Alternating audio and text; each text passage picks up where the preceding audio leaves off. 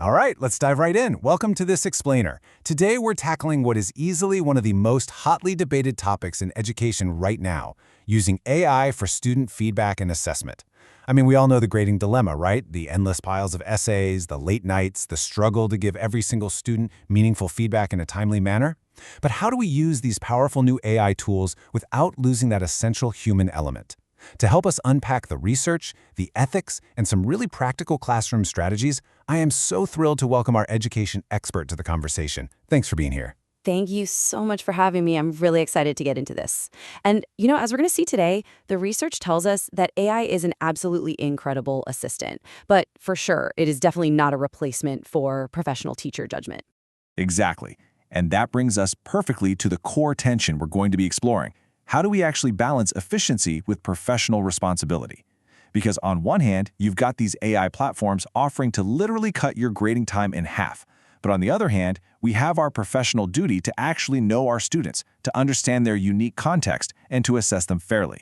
So this entire explainer is really about finding that exact balance. So let's jump straight into Section 1, the grading dilemma, and navigating the burnout crisis.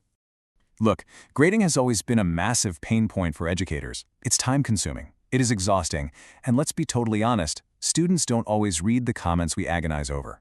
So I gotta ask you, why is AI suddenly being adopted so rapidly for this specific task? Well, it really comes down to the quality of the interaction.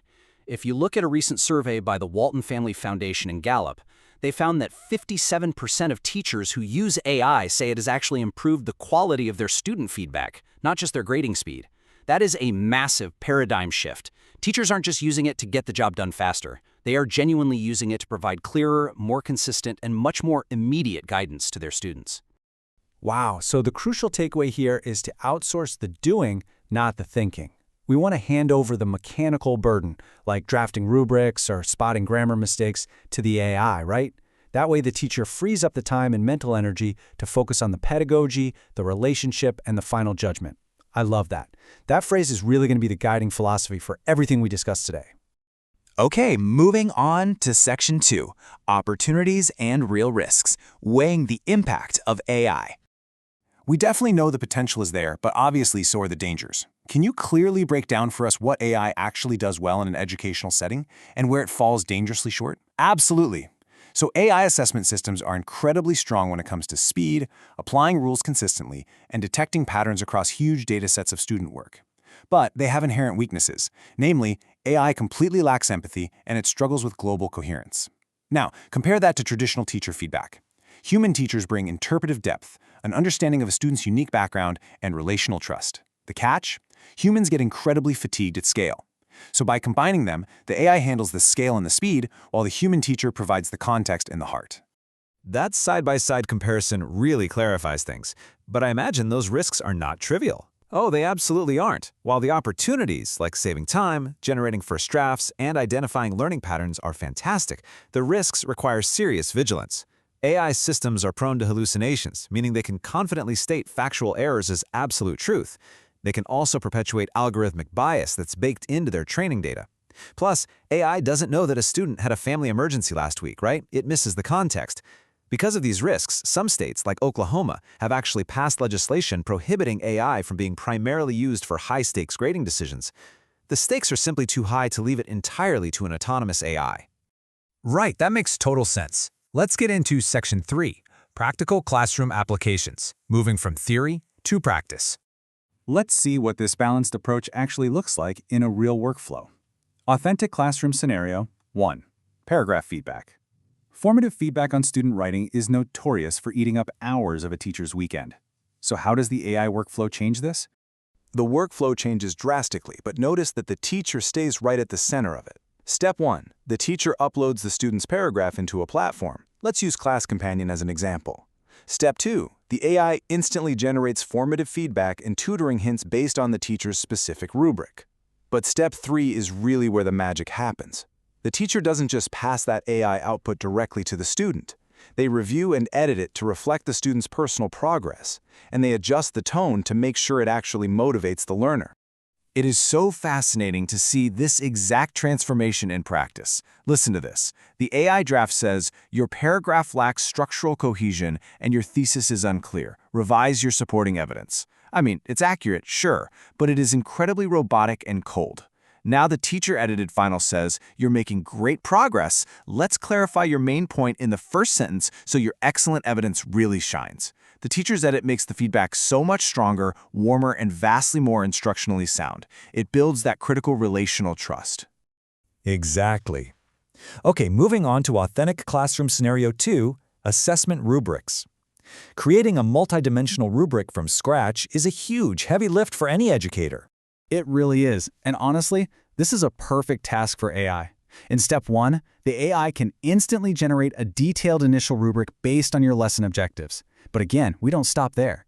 In step 2, the teacher modifies the success criteria and calibrates the language so it's actually appropriate for their specific grade level. Finally, in step 3, the teacher adjusts the weighting of different categories to match what their students actually need to focus on right now. Think of it like this. The AI builds the scaffolding, but the teacher builds the house. I love that analogy, which brings us to the third scenario, and perhaps the one that causes the most end-of-term anxiety for teachers, report card comments. Oh yes, writing dozens or even hundreds of personalized comments is incredibly daunting. With AI, step 1 is letting the system draft initial comments based on the grades and data you've already inputted. But step 2 is absolutely critical. The teacher must review these and rip out any generic, robotic phrasing. Then in step 3, the teacher adds a specific personal observation, maybe a funny moment from class or a specific project that the student really excelled at. The AI does the heavy lifting of the structure, but the teacher is the one who ensures the final comment is highly accurate, supportive, and distinctly human. All right, on to section 4, ethics and human oversight, guardrails for responsible AI use. Those examples are incredibly practical, but they also highlight a really common theme. If we're using these powerful tools, how do we establish the right guardrails to ensure fairness, accountability, and privacy in our schools? Well, the gold standard for this is the Human in the Loop, or HITL model. This is a non-negotiable governance framework. It basically mandates that human oversight, pedagogical expertise, and final professional judgment are actively integrated into every single key stage of an AI system's use. Remember, AI is merely a co-pilot. It is not the captain. The teacher must always be in the loop to edit, validate, or reject the AI's suggestions. Expanding on that, the human-in-the-loop model enforces some very practical guardrails. First, fair assessment. Teachers have to actively review outputs to catch and correct algorithmic bias. Second, transparency. Schools should be having open conversations with students and parents about exactly how and when AI is being used. Third, student privacy is paramount. You simply cannot input personally identifiable student data into public AI models. Your tools have to be fully FERPA and GDPR compliant. And finally, teacher accountability. No matter how much data the AI processes, the teacher owns the final outcome and bears the ultimate pedagogical responsibility. And this is where we have to be really, really careful. A recent academic study of over 1,000 instances of AI feedback found that a staggering 80% is accepted by teachers without a single edit. 80%. Yeah, that statistic should serve as a massive warning sign to all of us. When 80% of feedback goes unedited, we are risking the loss of the teacher's voice entirely.